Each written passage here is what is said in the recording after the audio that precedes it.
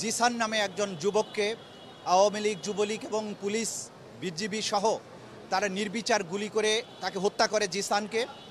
আমি গত 8.5 বছর দক্ষিণ সুদানে থাকি। আমার একমাত্র সন্তান জিসানকে গত 20 তারিখ পুলিশ নির্মমভাবে তাকে গুলি করে মেরে ফেলে।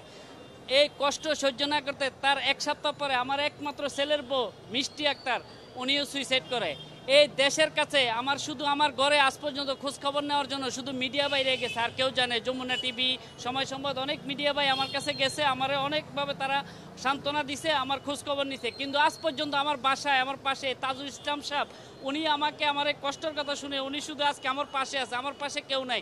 তা আমি এই যাদেরকে মামলা রাখছি, আমার এলাকার কিছু চিহ্নিত আওয়ামী লীগ, ওলামা লীগ, যুবলীগ আছে, তাদেরকেও আমি মামলাটা দিচ্ছি। এর জন্য সুস্থ বিচার। আমি একজন প্রবাসী হিসাবে, রেমিটেড যুদ্ধ হিসাবে, আমি একমাত্র ছেলের বাবা হিসাবে, আমার একটাই সন্তান, আমি যেন তাদের ন্যায্য বিচারটা আপনাদের সবার কাছে আমি সহযোগিতা কামনা করছি। তাদের জন্য ন্যায্য বিচারে বাংলাতে খুনি হাসিনার যেন ফাঁসি হয়। আরও যারা মূল আসামি আছে, এলজেডি মন্ত্রী তার শালা মহব্বত, খুনি হাসিনার পুত্র, স্বরাষ্ট্রমন্ত্রী, আইনমন্ত্রী, যারা যারা এই মামলার সাথে জড়িত আছে, আমার এলাকার ওলামা লীগ, এমনকি এলাকার আরও কিছু চিহ্নিত আওয়ামী লীগ সন্ত্রাসী আছে, আমার ছেলের লাশ মারি দিতে দেয় আমার গ্রামের বাড়িতে, তাদেরকে আইনের আওতায় আনে আপনাদের মাধ্যমে যেন আমি সুস্থ বিচার পাই, এই দোয়া, এই কামনা আপনাদের কাছে আমি করতেছি, আমি সাধারণ একজন প্রবাসী হিসাবে। এই ছাত্র জনতার যে গণ অভ্যুত্থান চলছিল, সেই সময় 20শে জুলাই জিসান নামে একজন যুবককে আওয়ামী লীগ, যুবলীগ এবং পুলিশ, বিজিবি সহ তারা নির্বিচার গুলি করে তাকে হত্যা করে জিসানকে। জিসানের ঠিক কপালে গুলি করে সেই গুলিটি তার পেছন দিয়ে বের হয়ে যায়। ঘটনাস্থলে সে শাহাদাত বরণ করে 20শে জুলাই। তার বাবা একজন প্রবাসী, তার একমাত্র পুত্র ছিল জিসান। যে জিসান এই ছাত্র আন্দোলনের যারা ছাত্র জনতা, তাদেরকে এই আন্দোলনের সময় পানি পান করানোর জন্য গিয়েছিল এবং সেখানে সারাদিন সে পানি পান করিয়েছে। সেই শহীদ মুগ্ধের মতো দ্বিতীয় আরেকটি মুগ্ধের কাহিনী অবতারণা হয়েছিল যাত্রাবাড়িতে সেদিন। তাকে তাৎক্ষণিকভাবে আন্দোলনকারীরা এবং তার স্বজনেরা চেষ্টা করেছিলেন সেখান থেকে রেস্কিউ করতে। অনেক কষ্টে তাকে রেস্কিউ করে স্থানীয় হসপিটালে নিয়ে যাওয়ার পরে তাকে মৃত ঘোষণা করা হয়।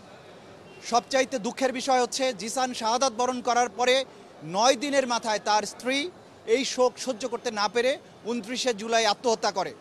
আপনারা জানেন যে বাংলাদেশে যে সিস্টেম্যাটিক ওয়াইড স্প্রেড যে কিলিংটা হয়েছে, একটা জনগোষ্ঠীকে নির্মূল করার জন্য, বিরোধী ভয়েসকে সম্পূর্ণভাবে নিশ্চিহ্ন করার জন্য ক্রিমিনাল এন্টারপ্রাইজের মাধ্যমে প্রধানমন্ত্রী, তদানীন্তন প্রধানমন্ত্রী, স্বরাষ্ট্রমন্ত্রী, প্রধানমন্ত্রীর পুত্র সজীব ওয়াজেদ জয়, তার সামরিক উপদেষ্টা মেজর জেনারেল অবসরপ্রাপ্ত তারিক সিদ্দিকী, এরা এই সমস্ত বাহিনীগুলোকে ক্রিমিনালাইজ করে তাদেরকে কমন পরিকল্পনা তৈরি করে আন্দোলনকারী সকল ছাত্র জনতাকে হত্যা করেছে।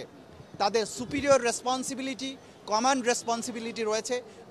আপনারা জানেন যে তারা সাংবাদিক সম্মেলন করে ঘোষণা দিয়েছিল যে আন্দোলনকারীদের দেখামাত্র গুলি করে হত্যা করা হবে।